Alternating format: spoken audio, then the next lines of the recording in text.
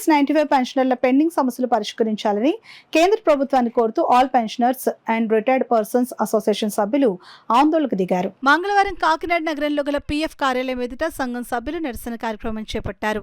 ఈ సందర్భంగా సంఘం నాయకులు మాట్లాడుతూ ఈపీఎస్ 95 పెన్షనర్లకు కనీస పెన్షన్ 9,000 డిఏతో చెల్లించాలని, హయ్యర్ పెన్షన్ కోసం హయ్యర్ ఆప్షన్ అందరికీ అనుమతించాలని, రైల్వే ప్రయాణాల్లో సీనియర్ సిటిజన్లకు రాయితీని పునరుద్ధరించాలని డిమాండ్ చేశారు.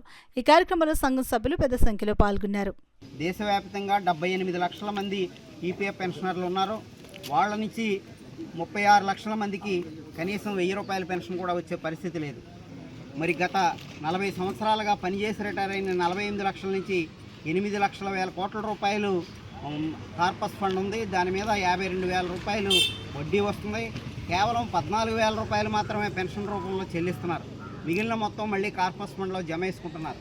ప్రభుత్వం ఇస్తున్నటువంటి 1.16% నిధులను కూడా వెనక్కి తీసుకుంటుంది. మరి పెద్ద పెద్ద కార్పొరేట్ సంస్థలకే 16,000 లక్షల కోట్ల రూపాయలు బ్యాంకు అప్పుల్ని రాయితీ చేసినటువంటి కేంద్ర ప్రభుత్వం మరి కేంద్ర ప్రభుత్వ సంస్థల్లో పనిచేసి రిటైర్ అయిన ఈపీఎఫ్ పెన్షనర్లకు కనీస పెన్షన్ మంజూరు చేయడంలో ఎందుకు అంత దయనీయమైనటువంటి పరిస్థితి అవలంబిస్తున్నారు? మోడీ నాయకత్వంలో కేంద్ర ప్రభుత్వం వెంటనే కనీస పెన్షన్తో పాటు హయ్యర్ పెన్షన్ అందరికీ అమలు చేయాలా, అట్లాగే సీనియర్ సిటిజన్లకి రైల్వేలో రాయితీలు కల్పించాలా, ఈపీఎఫ్ పెన్షనర్లందరికీ హెల్త్ కార్డులు మంజూరు చేయాలని చెప్పి డిమాండ్ చేస్తున్నారు.